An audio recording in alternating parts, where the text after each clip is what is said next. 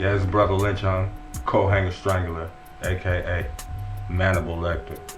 Alright, start from the beginning. When I started, I was writing poems when I was 13. I was writing little stories when I was 13.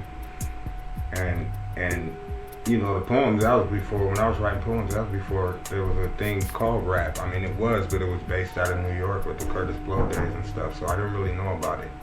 You know what I mean? So I was just writing poems. By the time I got like 14 or 15 years old, you know what I mean, Rapper's Delight and all that stuff had been out, and I memorized the words, who didn't, to Rapper's Delight. So I figured I could do it myself, you know what I mean? So I started writing raps. You know, my brother mentioned it to me as a childhood homie, but I call him my brother. He was like, man, you should start rapping one day when we was walking to school. And I was like, nah. But then after that next day, I was like, I'm gonna write it. And we walked to school the next day, and I let him hear it. And whether it was a tight rap or not, he was like, man, that's a go. And ever since, man, I've been writing raps and shit. The three guys I did hang around with when I was young, we loved horror movies, you know what I mean?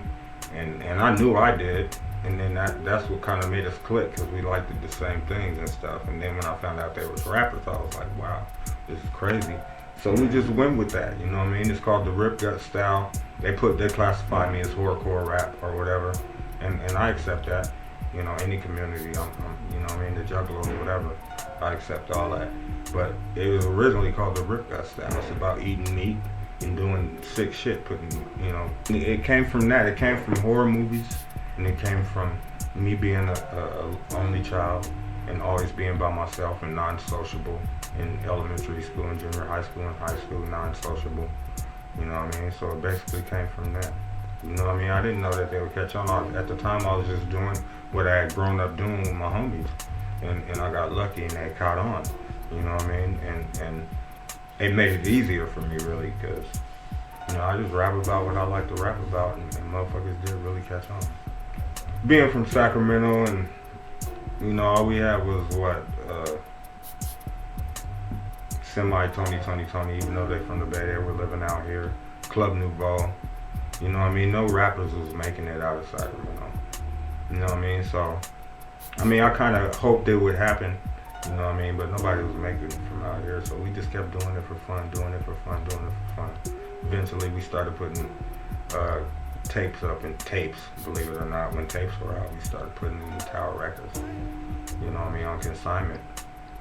Started picking up around town. We were me and X-Rated and Six, we were semi, you know, local fans and shit.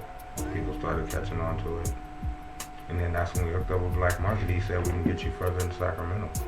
And it just kind of moved bigger and bigger, you know, up to Seattle, Portland, Bay Area.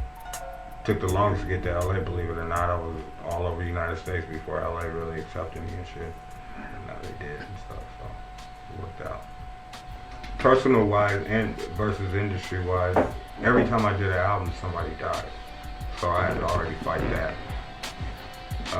Industry wise, just not being able, nobody coming to look in Sacramento. If they're looking at Northern California, they're looking at the Bay Area. You know what I mean? They're not really looking at Sacramento. They used to call us the Bay. But like my homeboy D said, Sac is not the Bay. You know what I mean? We're the Valley, and just, you know, being labeled as a Bay Area artist, whether they have respect or not in the full industry, they kind of put me there, and they're like, oh, another Bay Area artist, because they had already been established in the Bay Area before us hit. You know what I mean? So that was a pretty hard challenge to get past. And I still think people think we're still the Bay. You know what I mean? Nothing wrong with the Bay. It's just like we want to have our own. This is the Valley. You know what I mean? You know what I mean? I love the Bay. The Bay supported me. You know what I mean? Mac Dre, all them dudes supported. You know what I mean? I love them dudes out there. I mean, I got family in the Bay. But still, we're the Valley. You know what I mean? We want to get that known that we're the Valley out here. And that was a thin line right there. That was a big challenge for us to, you know what I mean, try to overcome. The biggest challenges was probably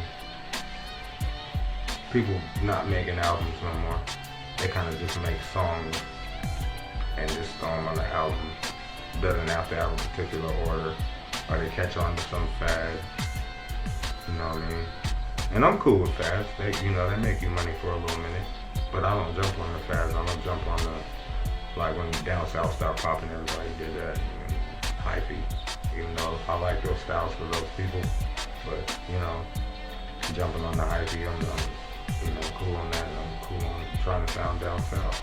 Because that's cracking. I don't even want down south beats because that ain't where I came from. So. Right. I think, then people made